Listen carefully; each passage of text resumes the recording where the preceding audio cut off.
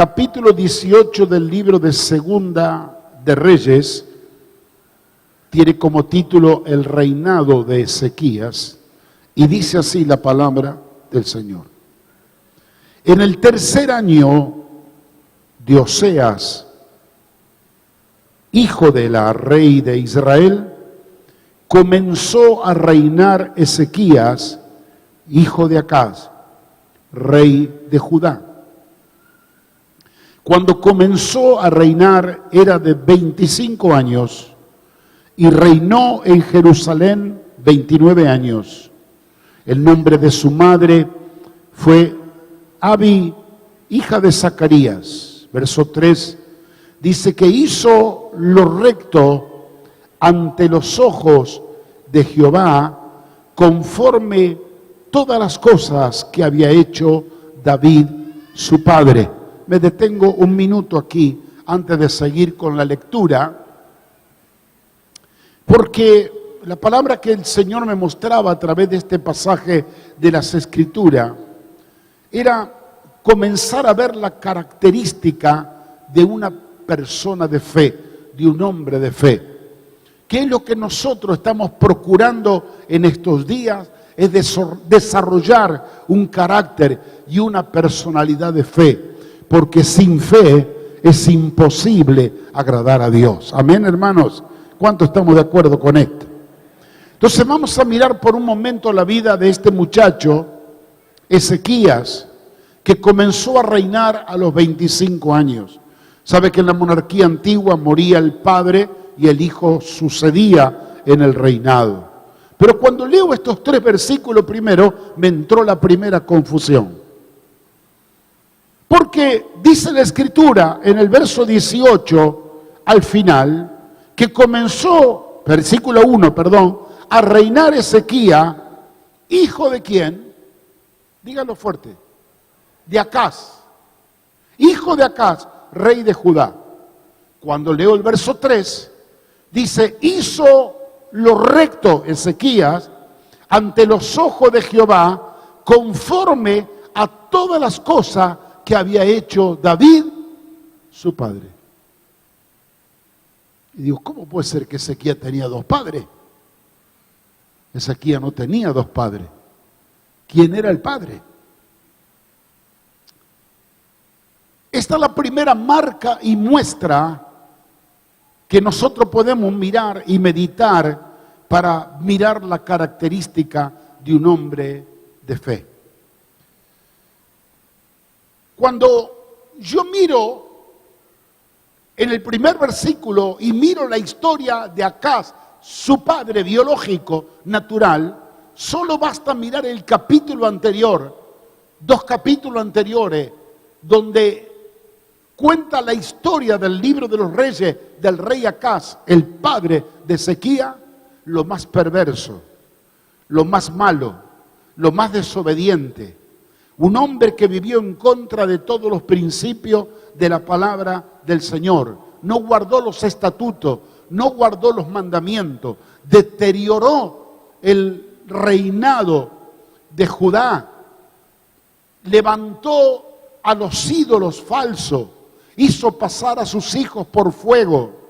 El testimonio más aberrante era de este hombre llamado Acaz, que era el padre de Ezequías. Sin embargo, en el verso 3, cuando aparece en la historia curricular de Ezequías, dice la palabra que él hizo lo recto, actuó bien de acuerdo a lo que había hecho David, su padre. Déjeme explicarlo de este modo.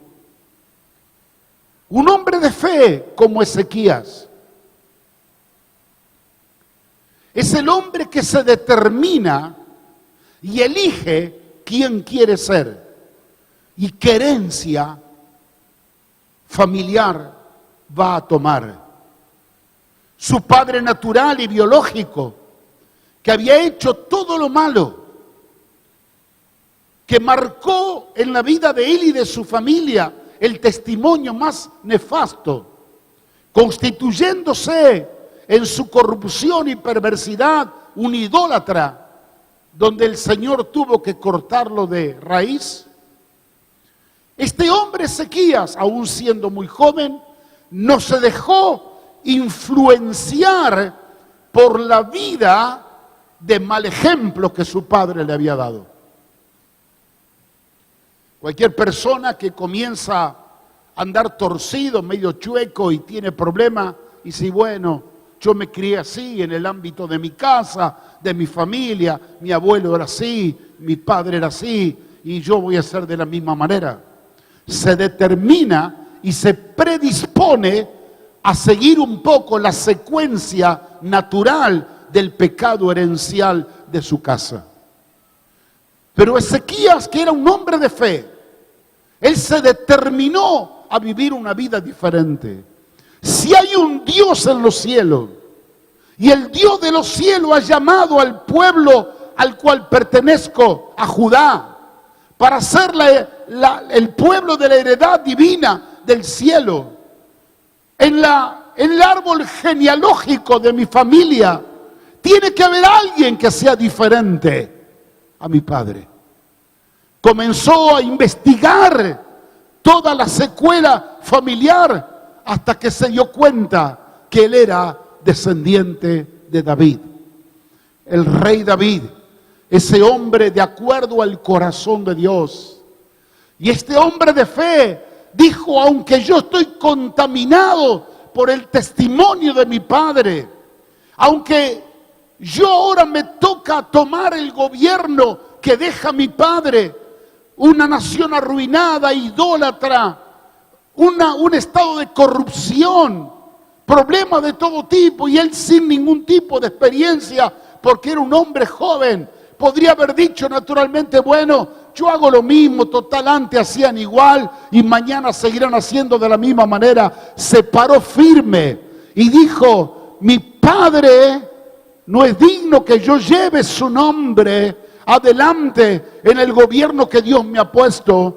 Yo voy a tomar ahora el legado de mi ancestro David. Lo voy a adoptar ahora conforme a mi árbol genealógico, y yo voy a hacer lo que él hizo para tener bendición en la nación, para tener bendición en mi vida, para que Dios me respalde y me ayude. No voy a hacer lo que hacía mi padre, hoy me determino a hacer lo recto de acuerdo como lo hizo David, que era el antecesor a su padre.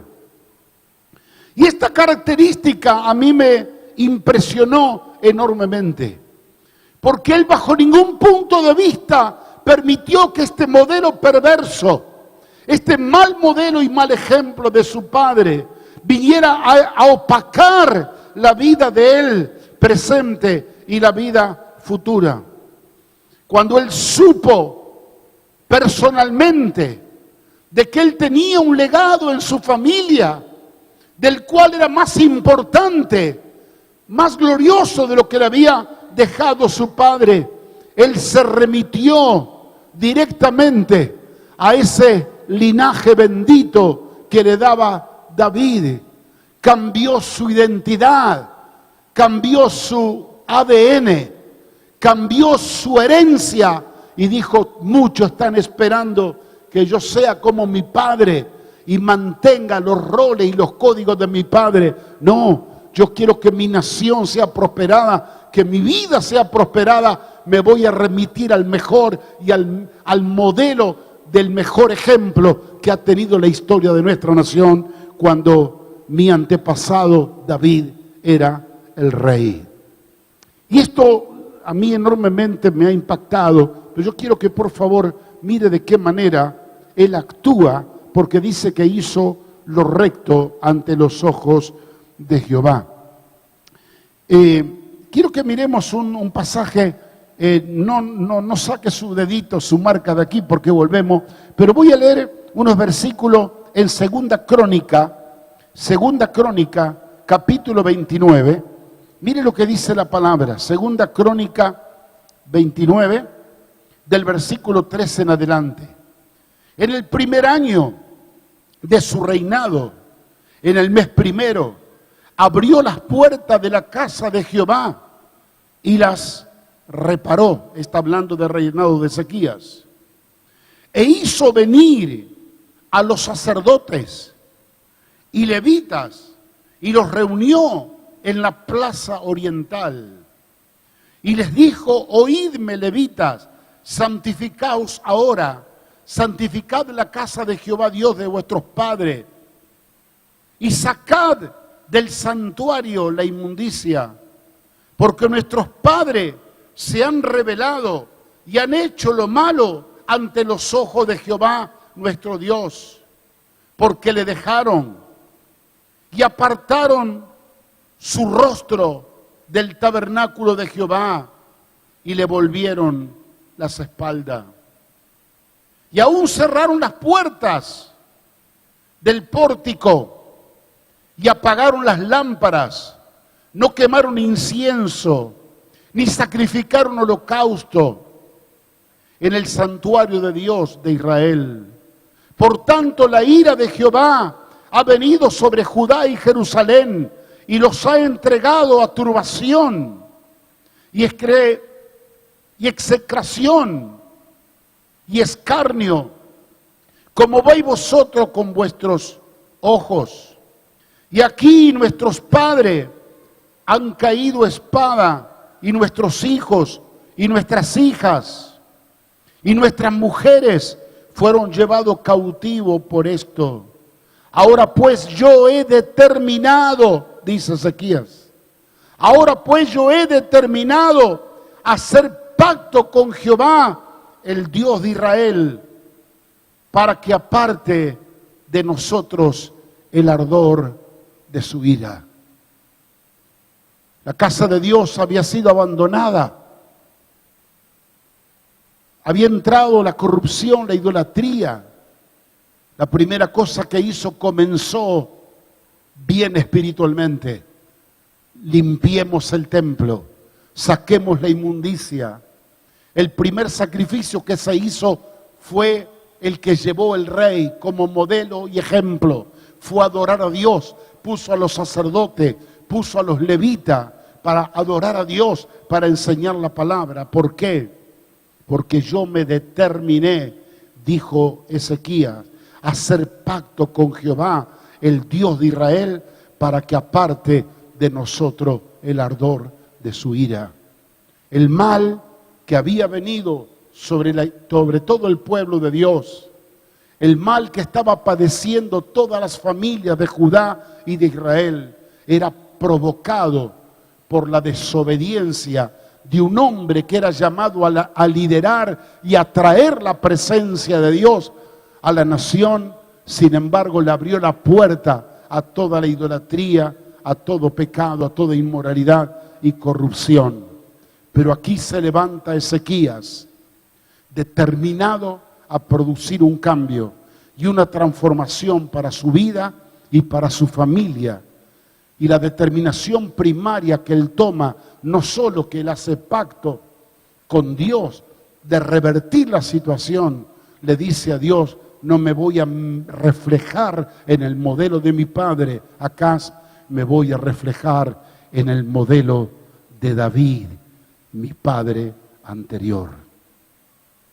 Déjeme decirle algo, mi hermano, en este primer punto. Hay personas que están aquí esta noche que ya automáticamente se han determinado o predispuesto a decir: mi vida no tiene futuro. Yo vengo de un problema que vengo arrastrando hace tiempo. Problema de familias económicas, no he nacido en una buena casa, no he nacido en un buen barrio, yo no pude estudiar, no me pude preparar. O sea que yo me tengo que conformar con cualquier cosa porque ahí está marcado el destino de mi vida. Y si el mal ejemplo ha cundido en tu casa, casi hay momentos que uno se siente hasta orgulloso de cometer los errores y los pecados que sus padres han cometido. Tú estás en la casa de Dios. Aquí se está predicando la verdad que te va a hacer verdaderamente libre. Si tú eres la respuesta y el resultado de un problema de tu familia, o que la suerte no te ha caído bien y ahora te encuentras parado sin saber lo que hacer y tú dirás, mi futuro ya está marcado, yo voy a pasar los mismos problemas que han pasado mis antecesores. Yo quiero decirte que Ezequías nos demuestra lo que hace un hombre de fe. Primero, no acepta el legado que lo natural le ha delegado. No acepta lo que el sistema le está ofreciendo. No acepta todo lo que los padres le han entregado, consciente o inconscientemente, sea bueno, sea malo, para determinar en ti un estilo de vida futuro que pueda marcar tu vida y la vida de tus hijos y los hijos de tus hijos. Ezequías, un hombre de fe, vio que estaba en medio del barro, vio todos los malos ejemplos de su padre, pero se fue a la palabra y dijo, tiene que haber algún descendiente de mi familia que marque la diferencia, y lo encontró a David. ¿Sabe qué quiero decirte? Si tú te sumerges en la palabra, vas a encontrar un descendiente tuyo, aleluya, que ha venido para marcar el destino y la historia de tu vida, y ese se llama Jesucristo de Nazaret, que Él nos ha adoptado como sus hermanos. El día que dice la palabra, que a todos los que le recibieron, el Padre le da la potestad de ser llamado hijos de Dios. No importa de qué raza soy, cuánto dinero tengo, cuánta cultura tengo, cuánto estudio tengo, dónde nací, dónde vivo, lo que vale, que yo tengo un Padre, yo tengo una descendencia que cambió la maldición por bendición, donde fui limpiado de mi pasado para abrir un camino nuevo y vivo que lo tiene preparado Dios para cada uno de nosotros. Deja de llorar tu miseria.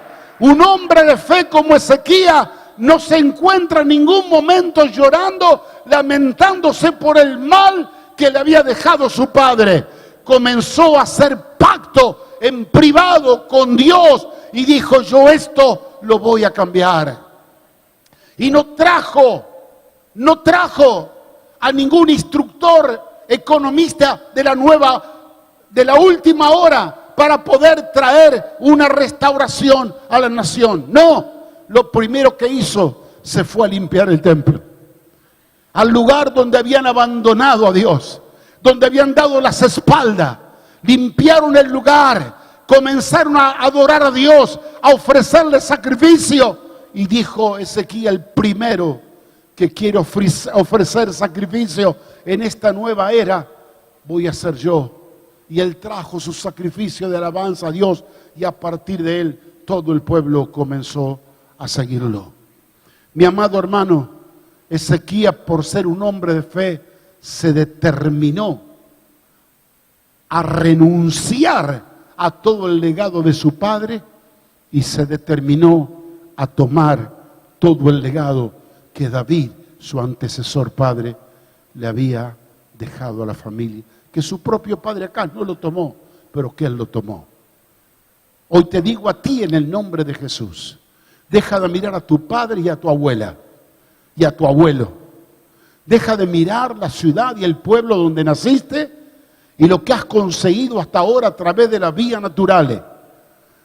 La palabra te dice, la palabra te revela, la palabra descubre que tenemos un camino nuevo y más excelente, donde podemos cambiar el destino de nuestra vida. Y cuando tú descubres que Cristo en la cruz murió por nuestros pecados y nos adoptó a su familia para cambiar nuestra maldición en bendición, si tú te determinas a creerle a Dios, abrazar al Señor y caminar junto tomado de su mano, tu vida será una vida triunfante y exitosa para la gloria de Dios.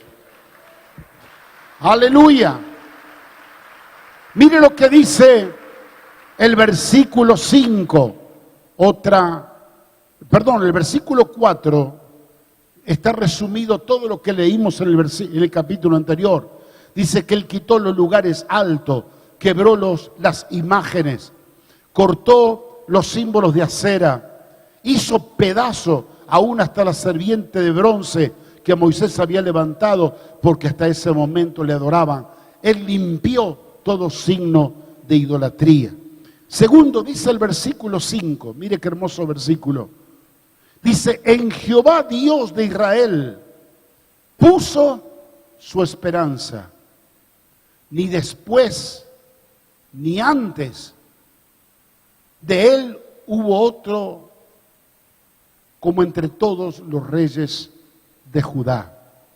En Jehová, Dios de Israel, puso su esperanza.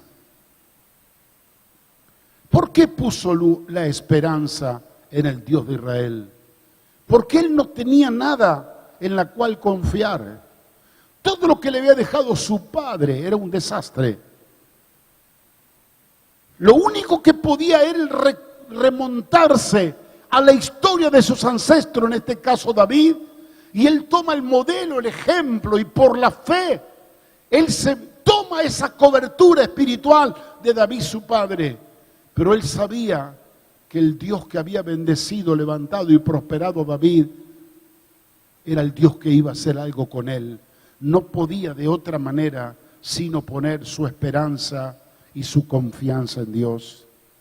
Dice que en Dios puso su esperanza, y la esperanza, mis hermanos, se basa en la confianza de su fe en las promesas de Dios. ¿Por qué tuvo esperanza? La esperanza te hace esperar. ¿Esperar qué? Esperar no la suerte, esperar no la buena voluntad de la gente. La esperanza, como un fruto espiritual, te hace esperar lo que Dios ha prometido. Sabemos que Él lo va a cumplir. Y él sabía que todo lo que Dios había hablado a todos los reyes anteriores, que si guardaban su palabra, si le obedecían, si estaban sujetos a sus mandamientos, Dios lo iba a bendecir, lo iba a cuidar, lo iba a prosperar, lo iba de alguna manera a llevar adelante.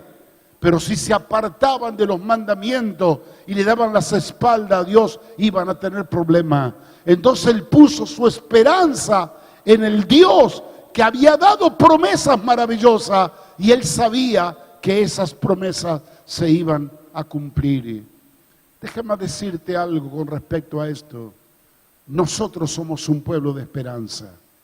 No que esperamos en vano, o que esperamos la buena suerte de las circunstancias, o ponemos la esperanza en un partido político o en el otro, en fulano o en mengano, en que sube o en que baja el dólar, que me aumentan la jubilación o que me aumentan los impuestos, y pareciera que toda nuestra confianza tiene que ver con eso. Nuestra esperanza está en Dios, dueño del cielo y de la tierra, de nuestra vida y de nuestro destino. ¿Por qué mi esperanza está en Dios? Porque está por encima de los hombres, y yo espero en Dios. ¿Qué estoy esperando en Dios? Que todo lo que Él ha prometido me lo va a cumplir. Y sus promesas maravillosas están aquí en las Escrituras, y Él me va a dar todo lo que me ha prometido. Versículo 6, mire qué interesante lo que dice. Porque siguió a Jehová y no se apartó de él, sino que guardó los mandamientos que Jehová prescribió a Moisés. Aquí estaba basada su esperanza y su confianza en las promesas de Dios. Por eso dice la Escritura, porque siguió a Dios. ¿De qué manera le siguió? Guardando sus mandamientos, guardando sus estatutos, siendo obediente a la palabra que Dios ha hablado, porque él sabía que la esperanza y el cumplimiento de las promesas de Dios se iban a manifestar cuando él se sometiera a la voluntad de Dios en obediencia.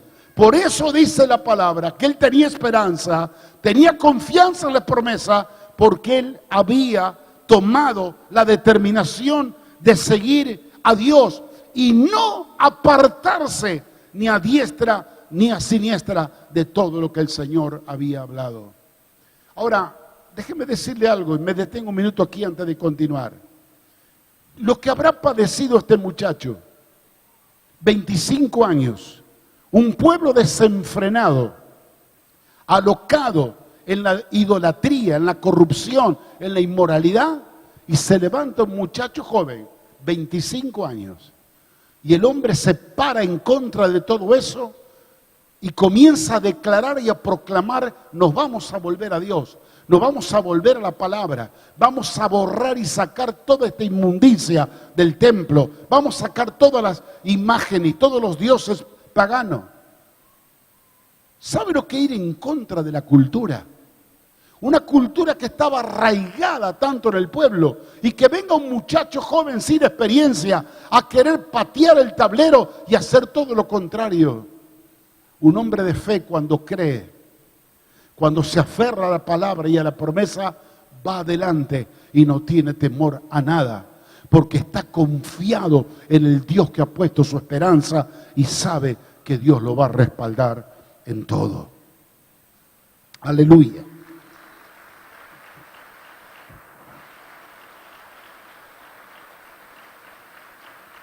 Mire lo que dice el verso 7. Y Jehová estaba con él. ¿Por qué estaba con él? Porque el verso 7 comienza que Dios estaba con él. Y dice, y a donde quiera que él salía, evidentemente que Dios lo acompañaba, porque dice Dios los prosperaba. A donde se movía y lo que hacía, por causa que Dios estaba con él, Dios los prosperaba. Ahora, ¿por qué Dios no solo prosperaba, sino que estaba con él? Porque él se determinó a caminar en su palabra, a obedecerle a sus mandamientos y no apartarse de ninguno de los mandamientos del Señor. Hermano, cuando usted guarda la palabra, cuando su fe está puesta en las promesas del Señor, cuando usted se ha determinado a caminar tomado de la mano de Dios y usted no vive al susurrar del oído de lo que la gente dice, lo que dice fulano, mengano, la televisión, la radio, los políticos, si no solo le cree a Dios y camina por fe y confianza en la promesa de Dios, donde está su palabra, allí está Dios. Y como él se había aferrado a la palabra, Dios se había aferrado a él. Dios estaba con él. Déjame decirte algo, Dios no está con cualquiera.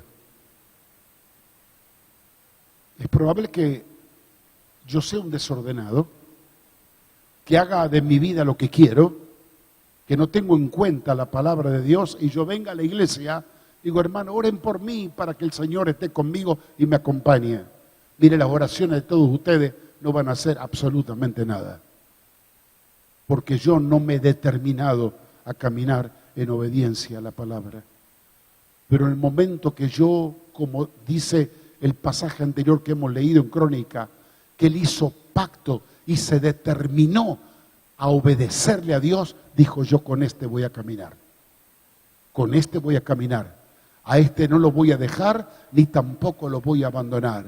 Y todas las cosas que hizo, dice la palabra, en todo donde él iba, Dios iba detrás y lo bendecía y lo prosperaba. Usted me dirá, pero pastor, ¿no será un factor suerte? No, no, no. Es un factor de obediencia y de fe a las promesas de Dios. Porque Dios se lo dijo también a Josué. Mira que te mando que te esfuerces y que seas valiente para guardar todo lo que en este libro de la ley está escrito. Porque cuando guardares todo lo que en este libro de la ley está escrito, entonces yo haré prosperar tu camino y todo lo que hagas te saldrá bien. ¿Por qué las cosas no me salen bien? Porque no le doy ni 5 de bolilla a lo que Dios dice. Porque escucho otras voces, menos la voz de Dios. Porque en el momento que más necesito, mi fe está caída. Porque la fe no viene por lo que escuchas en la radio o en la televisión. La fe viene por el oír y el oír la palabra de Dios. Cuanto más oyes de la palabra, tu fe más va a crecer. Y cuando tu fe crezca y te aferres a la palabra, Dios vendrá a respaldar su palabra, haciendo prosperar tu camino para que todo lo que haga te saldrá o te salga bien. Dios estaba con Ezequías, dice el verso 7, andaba con él y donde quiera que él salía, prosperaba.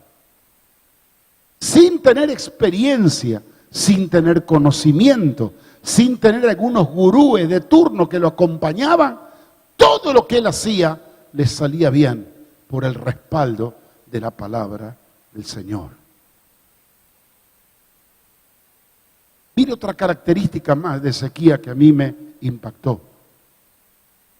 Dice al final el verso 7, y lo leemos junto con el 8, dice, él se rebeló contra el rey de Asiria y no le sirvió.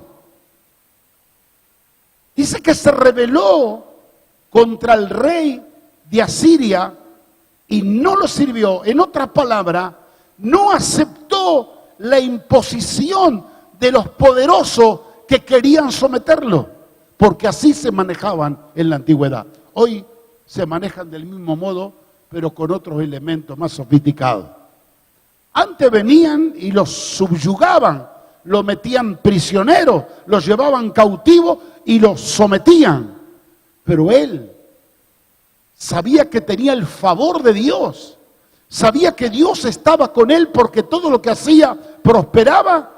Cuando vinieron los asirios, dijeron, vamos a agarrarlo este mocoso, 25 años, ¿qué sabe de reinado? Su padre era un loco lindo, a este lo agarramos y lo metemos adentro. Se le plantó. Y no era Ezequías que se le plantó, Dios estaba detrás de él. Los asirios tuvieron que volar como rata por tirante, porque la gracia y el favor de Dios estaba con él y no tuvo temor de rebelarse contra los asirios, porque él tenía el respaldo de Dios. Dice el verso 8, que él también hirió, persiguió a los filisteos.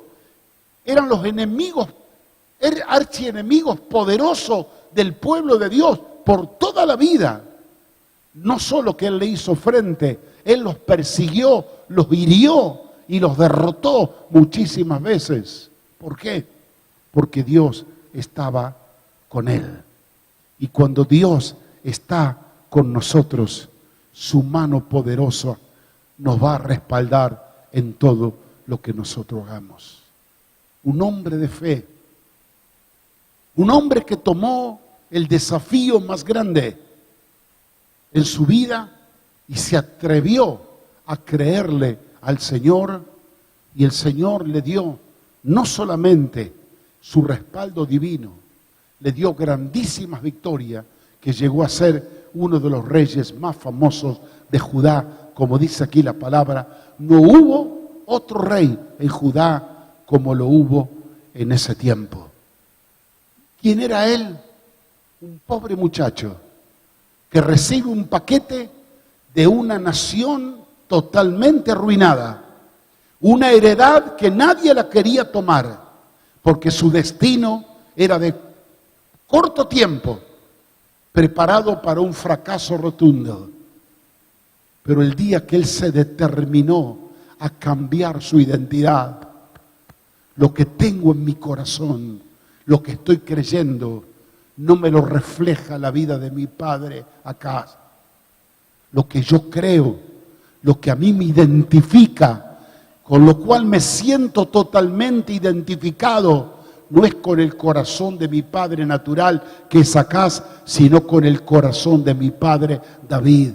Hoy me determino a renunciar a esa maldición de herencia que me deja mi padre y me determino a adoptar la herencia de bendición que me deja mi padre David, para que mi destino sea de acuerdo a lo que Dios ha prometido en su palabra. Y yo te digo a ti, mi hermano, en esta tarde, vaya esta sencilla enseñanza para poder reflejar que en esta misma noche tu destino puede cambiar. En este mismo día el rumbo de tu vida puede cambiar. Y no vas a ir mañana a tu casa rezongando, malhumorado, diciendo, mira la suerte que me ha tocado. Estoy viviendo en una familia de maldición. Estoy viviendo bajo un techo de maldición. Yo soy una persona afectada por esta maldición de la herencia que yo he tenido. No cante más esa canción. Comienza a cantar una canción nueva, porque el Hijo de Dios en esta noche está aquí, que se cruza en tu camino. Y en la cruz del Calvario el Hijo de Dios cargó con todos tus males, cargó con todas tus maldiciones, cargó con todas tus herencias ancestrales de maldición, con todas tus enfermedades y dolores. Lo cargó Él en la cruz y lo clavó en la cruz para cambiar esa maldición en una vida nueva de bendición. Y tú puedes hoy pararte delante de Dios y decirle, Señor, aquí vengo con el bagaje y con la carga de mi herencia que me ha traído hasta este día, angustia, tristeza, dolor, enfermedad, pobreza de todo tipo. Pero el Señor va a tomar esos harapos de inmundicia, lo va a tirar a la basura, y dice la palabra que Él nos da una nueva vestidura de justicia. Él nos viste con el manto sagrado de su bendición, y a partir del momento que le recibimos, dice la palabra, Él nos da el derecho y la potestad de ser llamados hijos de Dios. Y si somos hijos de Dios, somos herederos del Padre y coherederos con Cristo. Y ninguna maldición hay para los que están en Cristo Jesús, dice el libro de Romanos, capítulo 5. Ahora, todo esto Dios lo hizo por ti, a tu favor. ¿Qué vas a hacer tú? Esa es la cuestión. Porque si yo me voy esta noche y escuchaste esta linda historia de todo lo que el Señor hizo por ti, me das un aplauso y te vas a casa. Y sigues viviendo de la misma manera. Esa no es la cuestión. La cuestión es que hoy que descubriste la verdad te haga libre. Hoy que descubriste la verdad, que tienes un David en tu historia, que es más grande que ese David, se llama Jesucristo de Nazaret. Que Él abrió un camino nuevo y vivo para acercarte al trono de la gracia de Dios y que tú recibas el oportuno socorro y que tú tienes parte en esa herencia, tienes parte en ese legado, tienes un derecho por la gracia de Dios de poder tomarte de su mano. Eres tú el que tienes que tomar la determinación, como hizo Ezequías. Yo no voy a cargar más con el lastre de mi padre acá, yo voy a cargar con la bendición de mi padre David. Yo no voy a cargar más con el lastre de papá, mamá, de mi abuelo, que me han llenado de tanta maldición. Yo voy a cargarme con el manto de Jesucristo, su sangre preciosa que me ha limpiado, me ha marcado, me ha sellado, me ha dado un nombre y una heredad. Yo quiero vivir bajo esa bendición. Pero ¿sabes una cosa? Es una determinación que tú debes tomar. Dios te muestra el camino. Dice el libro de Deuteronomio que Dios le dijo, yo te presento delante de ti la maldición y la bendición. Pero Dios agrega, escoge la bendición. Te he presentado la muerte y la vida, escoge la vida. Porque Él ha preparado todo lo que tú necesitas para que tu destino sea totalmente distinto. Quiero que se ponga de pie y voy a terminar con este pensamiento antes de orar. Los músicos vengan, por favor. Algunos dicen, bueno, mira, yo entregué mi vida a Cristo, los hermanos, los pastores oran por mí, me han bendecido, a lo mejor mi suerte cambia. No. No espere la suerte que va a cambiar por una imposición de mano. Porque has venido a la iglesia. No. Tu suerte va a cambiar cuando tú te determinas